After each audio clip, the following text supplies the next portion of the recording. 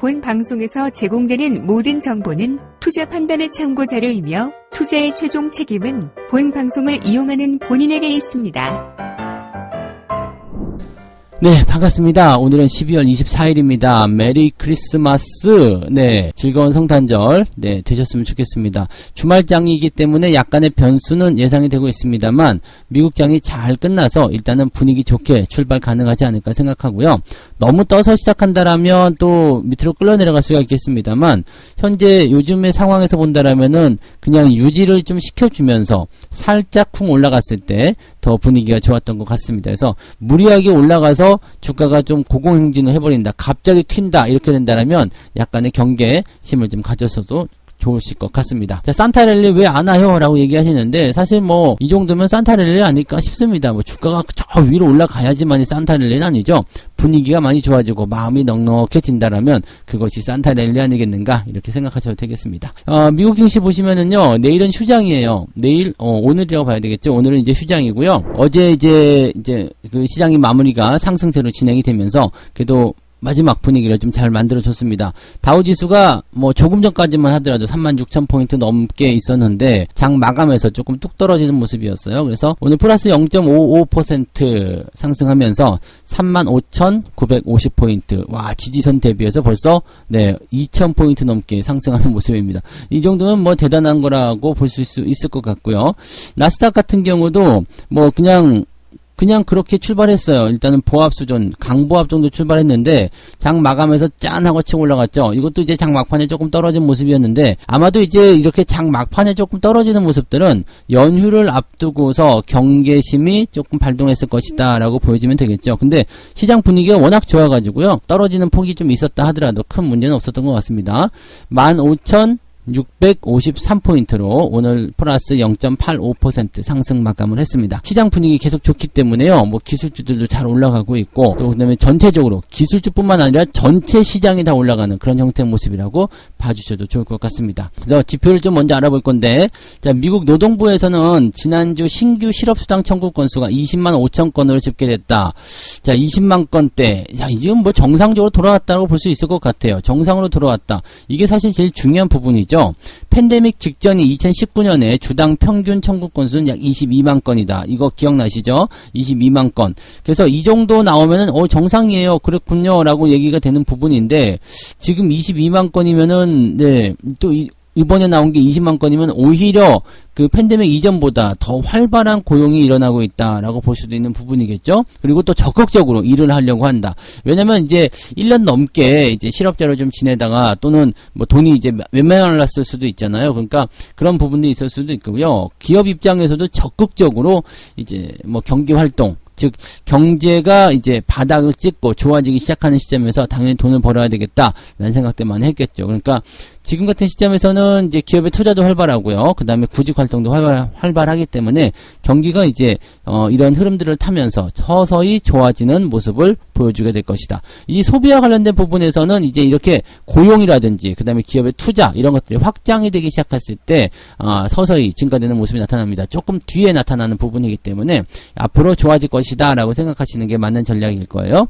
자, 4주 평균 같은 경우는 52년 만에 최저치래요. 20만 6,250건 20만 건이에요. 그러니까 한마디로 20만 건 52년 만에 최저치다. 그러니까 그만큼 실업자 수가 많이 줄어들었기 때문에 고용지표가 많이 좋아졌다라고 보시면 되겠죠. 네. 자, 그 다음에 뭐 이런 부분들이 앞으로 이제 고용 시장에 어떤 변화를 가져오느냐. 근데 이제 이 고용이 좋아진다라는 것은 전체적으로 시장에서의 어떤 그 체력 증가라든지 경기 회복, 그다음에 이 덩치가 커지는 경기 회복의 어떤 속도 뭐 이런 것들도 전부 다 만들어낼 수가 있습니다. 물론 이제 앞으로 이제 이 오미크론에 대한 변화 때문에 어떤 변화가 생길 것인지는 조금 더 진행이 되어 봐야지 안다라고 되어 있습니다만 이런 정도 수준이라면 금리를 올리는 게 어떻게 보면 당연하다라고 볼 수도 있을 정도로 상당히 지표가 좋아지고 있다라고 생각하시면 되겠습니다. 자, 근데 인플레이션에 대한 영향도 봐야 되겠죠. 미시간대가 발표한 소비자 태도 지수가 12월 기준으로 70.6 정도가 나타났다. 예비치보다는 일단은 웃돌고 있는 상태고요. 확정치보다도 지난달보다도 웃도는 수준이다라고 되어 있습니다. 이 인플레이션에 대한 부분들이 좀 중요한 부분인데요. 소비자 기대 지수 같은 경우는 일단 전망치보다도 이제 높아지는 그런 수준이 좀 나타나고 있습니다. 있습니다. 향후 6개월간 경기 전망을 보여주는 것이 바로 이제 12월 이 소비자 기대 지수인데 68.3이죠. 그러니까 긍정적이다라고 이제 판단해 볼 수 있는 부분이 좀 될 것 같고요.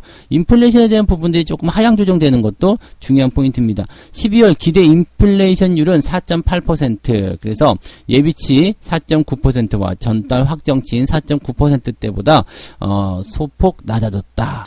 향후 5년 기대 인플레이션도 2.9%로 점점점 낮아지고 있다.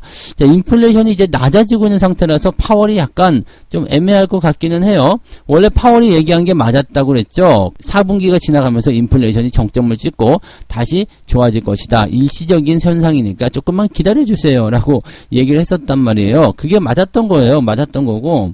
근데 이제 파월이 더 이상 참지 못하겠다. 물론 이제 뭐 경기가 좋아지고 있고 고용지표가 좋아지고 있기 때문에 금리에 대한 인상 시점을 땡기는 것은 맞긴 하겠습니다만, 인플레이션이 일시적이 아닌 것으로 생각되기 때문에 금리를 올려야 되겠습니다 라고 얘기를 해버린 거잖아요.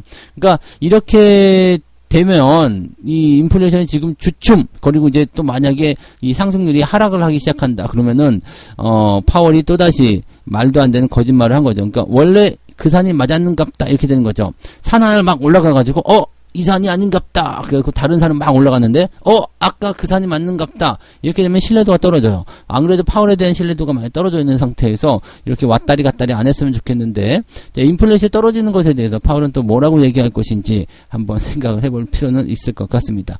뭐 어쨌건 인플레이션이 정점을 찍었다, 이제 괜찮아지고 있다 라고 또 판단이 되는 상황이 벌어지게 된다면 좋은 이야기들이 또 계속 시장에 나오지 않겠나 생각됩니다. 분위기가 점점 좋아지고 있어요. 점점 좋아지고 있기 때문에 지수도 이제 바닥을 좀 탈출할 수 있는 시기가 가까워 오지 않았나라고 생각이 들고요.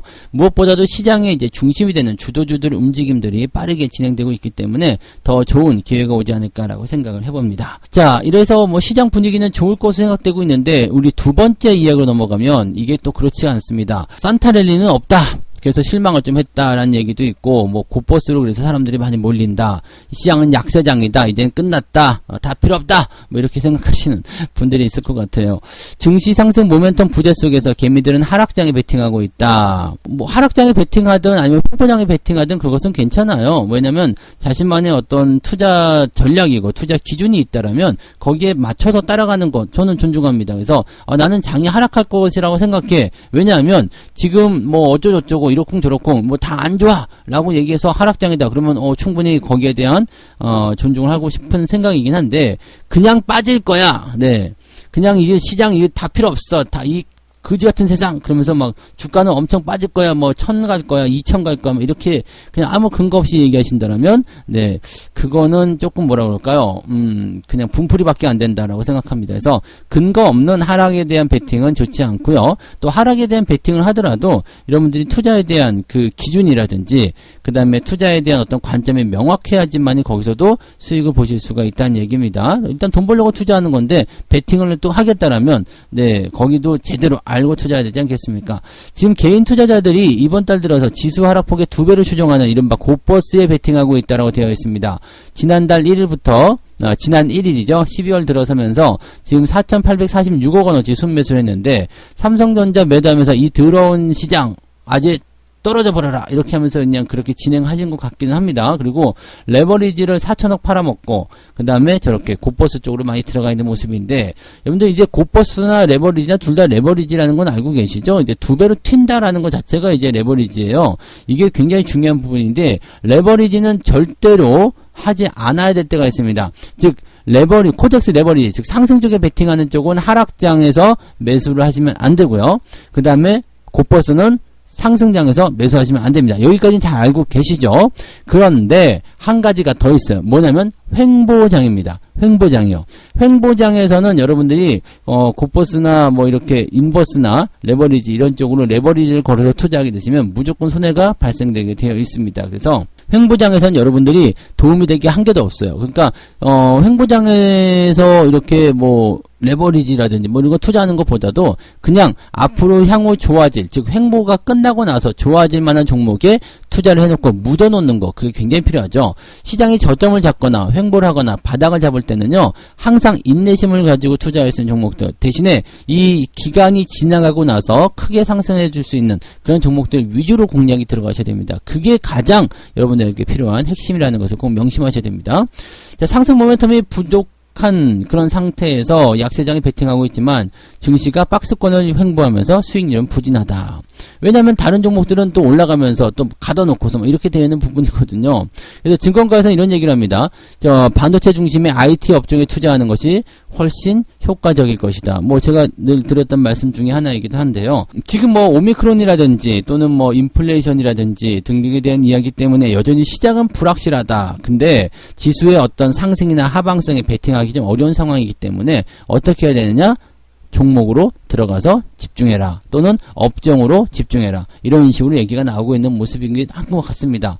근데 지금 보면은 이제 오미크론 변이에 대한 부분들이 뭐 크게 영향을 주지 않는다. 인플레이션이 크게 부각되지 않는다라면 시장 방향은 상승 쪽에 베팅하는 게 맞겠죠. 그래서 오히려 고버스보다는 레버리지 투자가 더 낫긴 한데 레버리지 투자가 횡보가 언제 끝날지 모르는 상황이기 때문에 그런 부분도 좋지는 않다라고 말씀드릴 수 있는 겁니다. 증권사에서는 이런 얘기가 있습니다. 뭐 반도체, 자동차 업종 이런 쪽에 접근을 해보는 것이 유리하다. 그 다음에 이제 그 인플레이션 우려 때문에 가장 피해가 컸던 반도체, IT 위주의 대응 전략은 효과적이다. 근데 이거 딱 보시면 업황이 어디에 속해 있냐면 소비 민감, 네. 소비 회복, 네, 경기 민감주 이렇게 보시면 되는 거거든요. 경기 민감주들이기 때문에 이런 종목군들에 대한 관심이 커지고 있다라고 생각하시면 됩니다.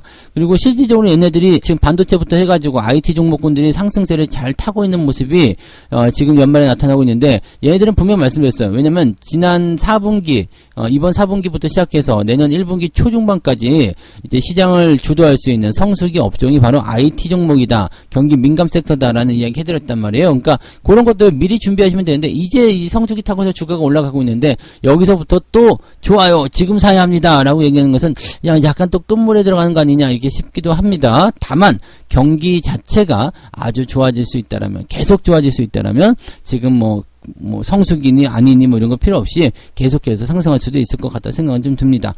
다만 매수 포인트에 대한 것들은 꼭 생각하셔야 되겠죠. 주가가 올라가고 있는 상태보다도 일단은 조정을 받고 들어왔을 때 지지가 형성됐을 때 그럴 때 상승을 누리시는 게 좋습니다. 종목은 항상 매수에 최적인 시점이 있기 마련입니다. 근데 그것을 지나치고 나면 항상 저기가 바닥이었구나라는 후회가 좀 들기도 마련이고요. 그 다음에 주가가 상승한 이후부터 따라가려면 항상 그 들어오는 자리들을 잡아야 되기 때문에 쉽지가 않죠. 그래서 미리미리 소량 비중을 가지고서 이제 계속적으로 이제 추가 매수를 해나가는 그런 전략들을 세워주시는 게 유리하다. 이렇게 보시면 되겠습니다. 어쨌든 업황 같은 경우는 전부 다 이 경기 민감 섹터로 몰리고 있다라는 것이 긍정적인 부분이겠다라고 보시면 되겠습니다. 제가 해드렸던 말씀 그대로 지금 전달이 되고 있는 거니까요. 뉴스에서도 성취가 했단 말이 나오네? 라는 부분이 나오는 거죠. 저는, 지금 가만 살펴보니까 상당히 앞서가는 뉴스를 여러분들에게 전달해 드리고 있다는 것을 꼭 명심해 주시기 바랍니다. 네, 잘난 척 한번 했고요. 네.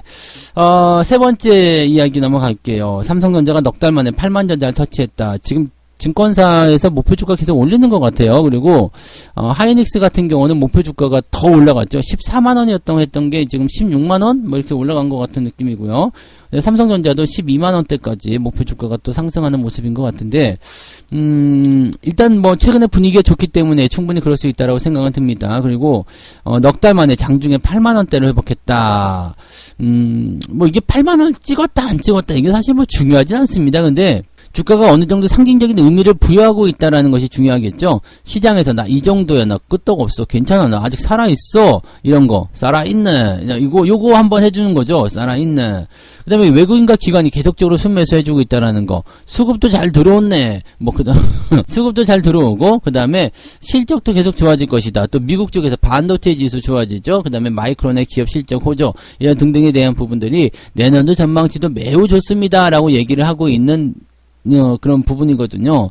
근데 항상 증권사에서 얘기하는 것은요, 좋아지고 난 다음에 이야기가 나오기 때문에 여러분들이 여기에 혹해서 들어가시면 또 별로 안 좋을 수도 있어요. 지금 이렇게 뉴스가 계속적으로 좋게 나오고 막 그렇게 하면은 추가적인 상승이 한두 차례 나올 수는 있겠습니다만 조정이 가까이에 따라붙을 수도 있다는 얘기죠. 물론 이 조정이 나타나서 시장을 꺾어버릴 수 있는 그런 상황은 아니겠습니다만, 매수를 뉴스만 보고 바로 따라 들어가시면은 항상 그 다음에 도사리고 있는 그 위험, 조정에 항상 당하게 되는 경우가 있다는 것을 꼭 여러분들 명심하셔야 될 것 같습니다. 증권가에서는 일단 내년에 삼성전자에 대한 전망은 긍정적으로 하고 있다라고 되어 있습니다.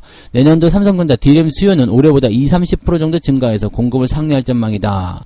수요가 늘어나고 공급이 부족하게 되면 물건값 또 올라가게 될 것이고, 그 다음에 만드는 족족 팔려나가게 되는 상황이겠죠. 그러니까 이것은 뭐냐면 경기가 좋아진다는 얘기나 마찬가지죠. 그래서 내년도에 업황 개선, 배당, 주가 상승률 등을 고려할 때 가장 매력적인 글로벌 투자처가 될 것이다 라고 예상을 했다고 합니다. 지금 삼성전자 없는 분들은 이런 뉴스 보면은 굉장히 속이 타겠죠. 발이 동동동 지금이라도 사야 되나? 이 가격에 지금 사야 되나? 라고 생각이 드실 수밖에 없는 내용입니다. 지금 대신증권에서는 목표 주가 12만원을 올려버리니까 어떻게 돼요? 뭐야, 전고점 넘어서 더 올라갈 수 있다고? 우와! 근데 삼성전자가 12만원이 된다 그러면요, 지수는 3,500 이상은 넘어간다고 보셔야 됩니다. 그러니까 요거를 우리가 고민해 봤을 때, 와, 대단한데? 그럼 지금 베팅을 어느 쪽으로 해야 되는 거야? 이렇게 생각이 들 수도 있잖아요. 특히 삼성전자를 지난번에 선전 매도하신 분들 입장에서는 속이 더 타들어갈 거란 말이에요. 지금이라도 다시 사야 되나? 아니면 없는 사람들 지금이라도 사야 되나? 그렇기 때문에 여러분들이 미리미리 주식을 조금씩 더 사두셔야 되는 거고, 또 가지고 있었다라면 팔지 말고 버티셔야 되는 것이 바로 여기서 나타나는 거죠. 이제 마음이 조급해지잖아요. 조급해지면 반드시 실수가 나오게 되어 있거든요. 왜냐면 참다 아닐 거야 그러면서 막 참다 못 참고 매수하면 거기가 또 고점인 경우가 많단 말이에요. 그러니까 주식에 대한 부분들은요, 주가가 이렇게 올라가게 되면 마음을 일단 비우시고 조정이 좀 나타나게 되면 요때쯤 사면 되겠구나 라는 생각들 하게 되실 거예요. 가격을 조금 지금보다 더 주고 산다고 하더라도 충분히 이런 지지선에 대한 부분이 확보가 된 이후에 대응하시는 게 좋습니다. 지금 삼성전자고 하이닉스고 둘 다 이격을 살짝 벌려놨기 때문에요, 뭐 횡보가 나가든 아니면 단기적 조정이 좀 들어가든 그런 부분이 좀 생길 수도 있어요. 근데 워낙 대형주라서 느리게 움직이니까 그 기간이 상당히 좀 걸리다 보면 이제 마음이 너무너무 조급해져가지고 몰라, 나 어차피 장기 투자할 건데 그냥 막 덜컥 사시는 분들이 굉장히 많은데, 처음에 삼성전자 물리실 때도 나 장기 투자할 건데 라고 생각하면서 들어왔다는 거 절대 잊으시면 안 됩니다. 장기 투자가 그렇게 쉬운 게 아니에요. 여러분들 마음을 계속 비워야 돼. 몸은 쉬우나 마음이 어려운 거, 그것이 바로 장기 투자라고 보시면 됩니다. 그러니까 자식을 키우듯이 그렇게 생각하셔야지. 자식이 뭐 그릇 깨고 막 사고 치고 들어왔다고 해서 얘를 버릴 건 아니잖아요. 그죠? 사랑으로 가르쳐야 되는 것이 바로 장기 투자니까요.